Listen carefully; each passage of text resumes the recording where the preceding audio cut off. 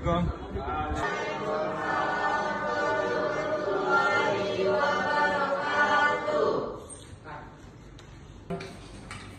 Oke, untuk mengawali pertemuan kita hari ini, saya akan mengabsen anak-anak yang datang hari ini. Silakan tolong diisi sesuai dengan materi pertemuannya. Silakan.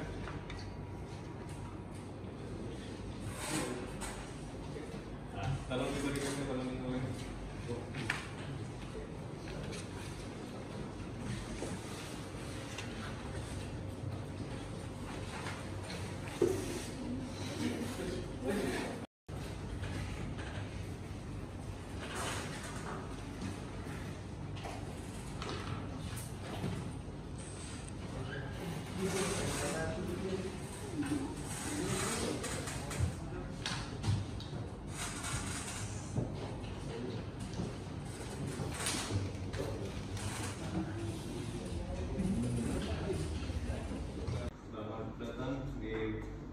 Kita di pertemuan ke-12 kita kali ini akan belajar mengenai pembuatan POM menggunakan HTML, yang mana pertemuan sebelumnya kita telah membuat sebuah fungsi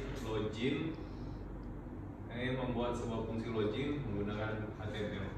Jadi baiklah, kita akan sedikit mengulas tentang pertemuan selanjutnya sebelum kita lanjut ke pertemuan hari ini. Saya akan menanyakan terlebih dahulu kepada saudara, siapa yang bisa menjawab bagaimana membuat langkah-langkah membuat form login menggunakan HTML. Silakan, Andini, coba dijawab dulu. Yang pertama, buka aplikasi exam, terus aktifkan akses sama MySQL, kemudian membuat codingannya itu di Sublime Text. Oke, terima kasih kepada saudari Andini. Nah, untuk materi hari ini kita tadi sudah saya jelaskan, kita akan belajar mengenai pembuatan sebuah form, yang mana form akan banyak sekali kita gunakan dan kita temui di halaman website yang akan kita bangun. Pada pertemuan ini kita belajar tentang pengenalan form HTML, yang mana form itu merupakan sebuah teks yang kita gunakan untuk membuat sebuah inputan, baik berupa name, contohnya nama, alamat, jenis kelamin, hobi, dan lain-lain. Di mana form akan selalu kita temukan di dalam sebuah halaman yang membutuhkan sebuah action. Yang pertama kita lakukan, kita mengisi form, kemudian akan dialihkan ke halaman selanjutnya. Nah, di sini untuk sebuah website selalu memiliki fitur form yang paling umum yang kita temui. Salah satunya ada form login, form sign up, dan yang terakhir form komentar di suatu blog ataupun halaman web yang kita temui.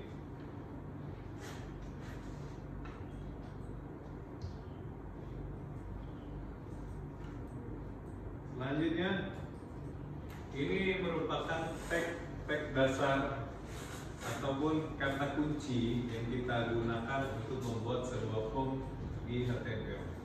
Yang pertama di sini ada tag form, yang mana itu merupakan sebuah fungsi yang wajib kita gunakan jika kita ingin membuat sebuah form. Di sini ada tag form. Jika setelah membuat formnya, kita akan tutup dengan buka kurung garis miring form tutup kurung. Selanjutnya ada tag input. Input ini menggambarkan bagaimana kita membuat sebuah kolom yang dapat kita inputkan sesuai dengan fungsinya masing-masing. Sebagai contoh kita membuat inputan dengan text area yang digunakan untuk membuat sebuah nilai inputan yang multibaris ataupun sebuah inputan yang mempunyai karakter yang panjang dibanding karakter teks field maupun option label dan lain-lainnya. Kemudian ada inputan mengenai button. Button merupakan sebuah tombol yang kita gunakan bila kita klik, maka akan membuat sebuah proses yang akan mengalihkan kita dari satu halaman ataupun dari satu tabel ataupun dari satu fungsi ke fungsi yang lainnya. Selanjutnya, select merupakan sebuah daftar drop down yang mana jika kita membuat sebuah fungsi dengan menggunakan select ini akan membuat seperti tampilan seperti ini. Nah, di sini ada tanda panah. Akan merupakan pilihan yang lebih dari satu.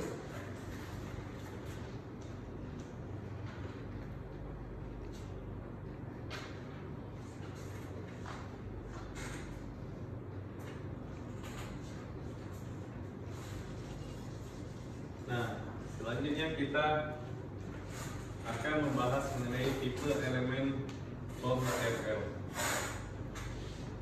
Seperti yang tadi, di sini merupakan format untuk memberikan suatu nilai inputan dari masing-masing fungsi yang tadi kita menjelaskan bagaimana pengertian tentang button.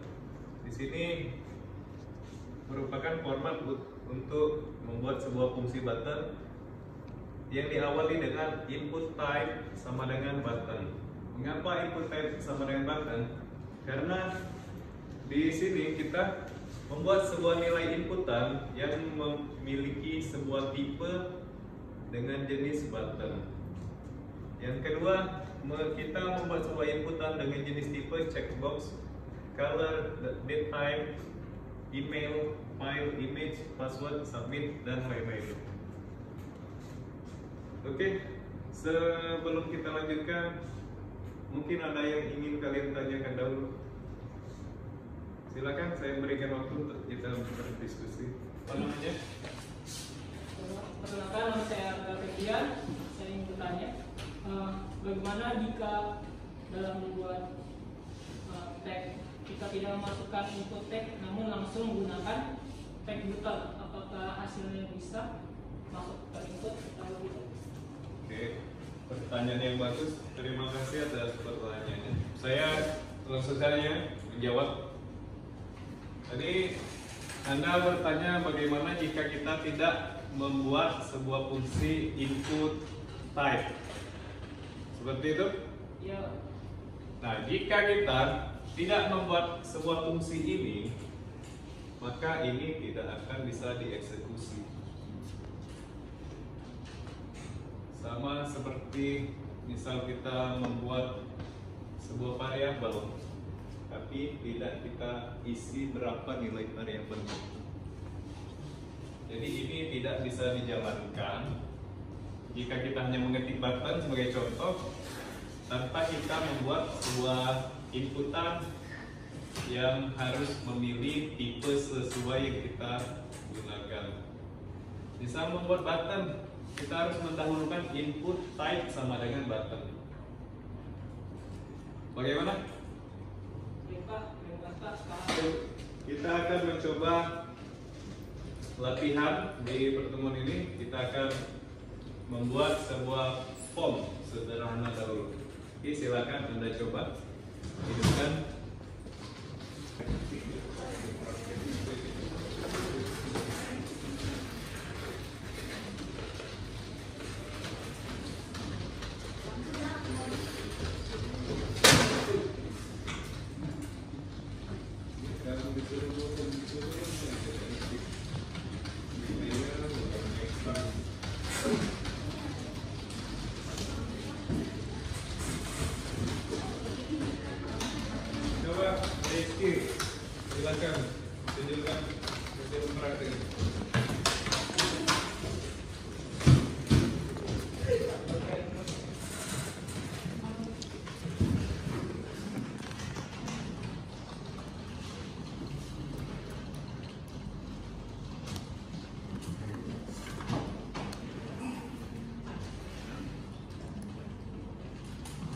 Ini Pak. Ya, bisa Anda jelaskan pada saya apa yang Anda buat?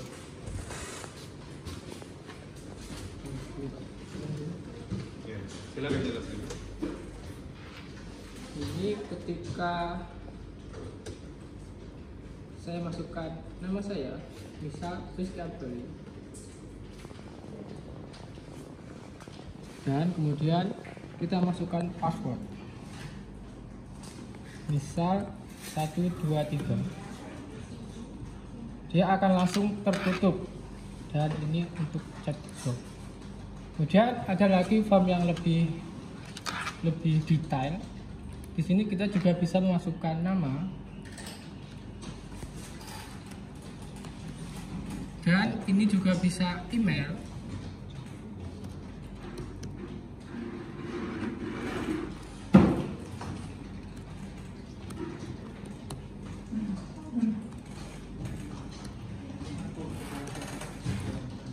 Kita bisa memilih ini dan juga ini.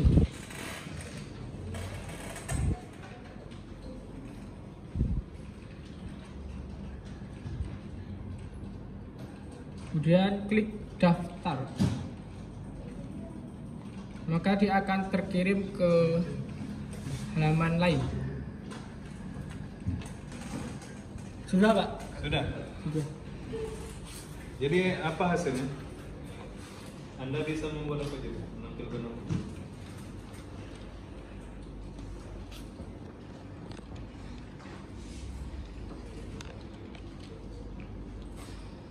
Saya bisa mengambilkan file yang sudah saya inputkan dari form tersebut Pak.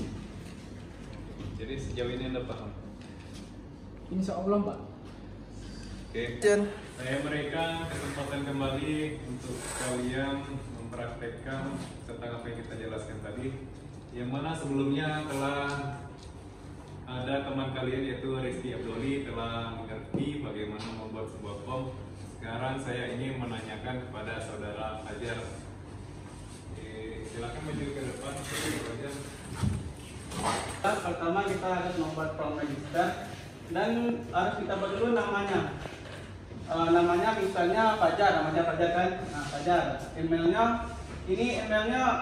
harus pakai @ ya. Kalau tidak pakai @ pasti error. Makanya pakai misalnya fajar132@gmail.com. Dan ini laki-laki. Ini tuh kayak pemilihannya misalnya laki-laki, hobi, mancing, modeling, itu tuh kayak pemilihan. Dan ini kayak Islam, kayak slow drop down. Apa namanya ini kan? Drop down langsung. Slide-nya. Terus ini biodata, ngisi biodata. Dan di bawahnya akan muncul hasil selamat datang, nama lengkap ini dan lain-lain. Baiklah, itu dapat saya sampaikan. Bila ada kata salah mohon dimaafkan. Assalamualaikum warahmatullahi wabarakatuh. Saudara Fajar telah berani untuk menjelaskan di depan tentang apa yang telah Anda buat. Selanjutnya saya ingin menanyakan kepada saudara David untuk menjelaskan tentang materi kita pada pagi ini.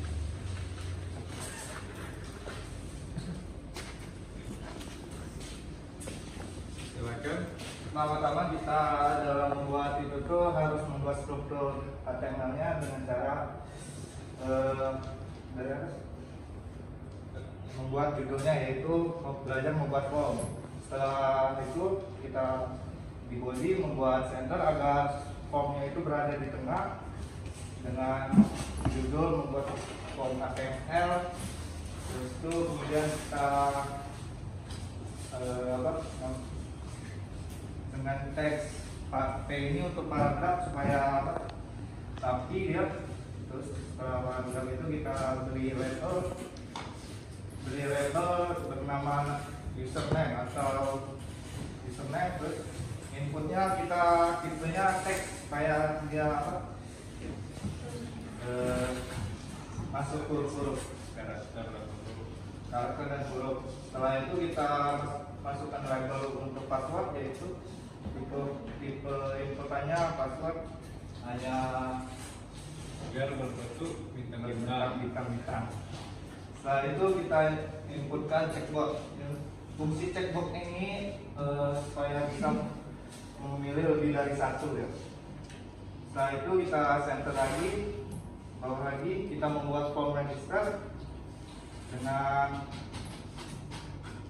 label email, input tipenya email. Yang seperti yang dijelaskan oleh Fajar tadi, kalau kita tidak memakaikan add, dia akan error. Setelah itu kita input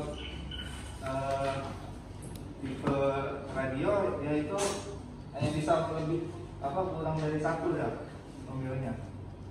Baik, setelah itu kita masukkan label hobi dengan input radio dan checkbox. Terus itu memasukkan label agama dengan fungsi teks select.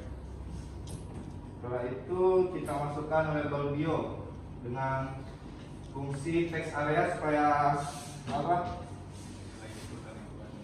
setelah inputan yang panjang. Kemudian kita buat tombol submit dengan input tipenya submit, value-nya daftar. Setelah itu kita tutup dengan buka kurung, garis miring, com, dan tutup kurung.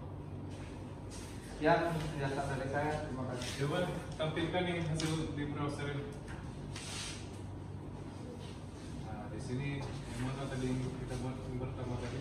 Kita membuat pertama tadi dengan form register dulu supaya agar data kita di tag untuk supaya bisa login di form loginnya. Setelah data-data kita masukin dalam database, kita akan ke form login. Setelah form login terisi dengan database kita akan berhasil masuk ke data kita. Nah, di sini tadi menggunakan tipe apa yang di sini? Kalau ini radio Pak. Radio. Ini checkbox. Ini Ini select. Ini tipe inputnya teks. Kalau email ini email. Bio tadi dia pakai teks area. Coba kalau diberi inputannya di sini, lengkapi dengan nama Anda. Nama lengkap David Agustinus Rafael. David. Input David.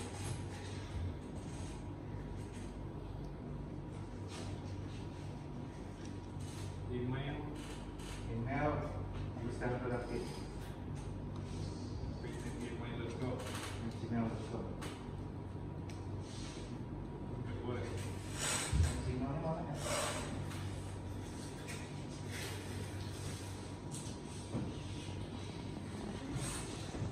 Nah, di sini hobi.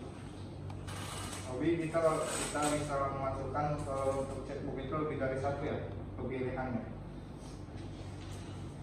Kalau untuk belajar tidak bisa ya. Silakan input. Ini alamat biodata.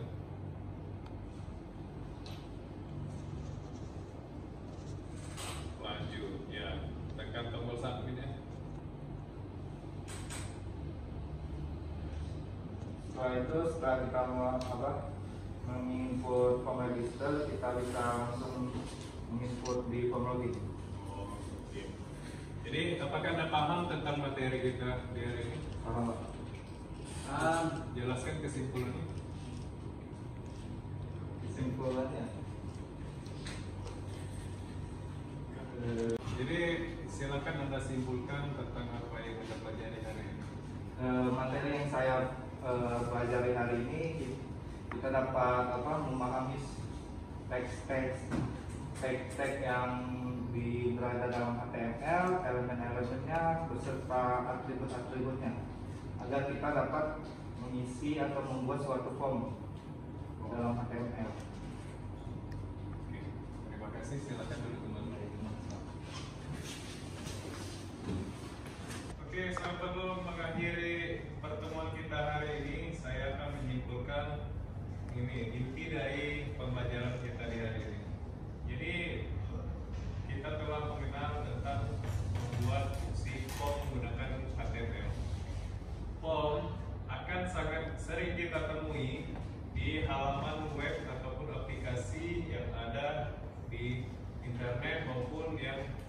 berbasis desktop. Karena apa? Karena dengan adanya form kita dapat memberikan suatu nilai inputan yang akan diproses oleh sebuah sistem yang akan menghasilkan sebuah output. Seperti yang saya jelaskan tadi, misalkan kita membuat sebuah form login. Yang pertama kita akan memberi nilai inputan dengan username, password, dan email sebagai contoh. Yang kemudian akan diproses oleh sebuah sistem dan akan menghasilkan sebuah aktivitas login. Sebagai contoh, jika Anda berhasil login di akun mahasiswa Anda akan beralih ke halaman menu mahasiswa. Namun jika login Anda gagal, maka akan kembali di halaman login tersebut. Silakan diperiksa username dan password yang Anda gunakan. Baik, mungkin sekian kesimpulannya. Namun sebelum saya tutup, saya sedikit memberikan tips bagaimana agar Anda tetap semangat belajar mata kuliah dasar pemrograman web ini. Yang pertama, jalankan niat, tanamkan niat Anda, niat yang mana Anda harus mempunyai kemauan yang kuat untuk dapat menguasai satu hal maupun satu bidang yang Anda cintai. Yang kedua, tetap praktik. Jangan selalu puas dengan materi yang ada di perkuliahan ini. Silakan Anda kembangkan kembali setelah Anda pulang dari kampus dengan cara menonton tutorial banyak sekali di internet maupun membaca modul-modul yang ada di internet maupun membeli buku di toko-toko buku. Yang ketiga, tetap konsisten, yang mana artinya lebih baik kita belajar sedikit demi sedikit tetapi rutin daripada banyak tetapi jarang-jarang. Akan lebih efektif jika yang sedikit tapi dilakukan secara rutin, maka dia akan menjadi banyak. Oke. Yang keempat, kembali lagi dari awal, niat, praktik, dan konsisten. Oke. Sekian pertemuan kita hari ini. Semoga apa yang kita pelajari hari ini menjadi ilmu yang baru, ilmu yang bermanfaat bagi kita semua, ya, ilmu yang diberkahi oleh Allah Subhanahu wa taala. Amin. Memberikan kebaikan bagi kita semua. Amin. Demikian saya tutup. Wabillahi taufiq wal hidayah. Wassalamualaikum warahmatullahi wabarakatuh.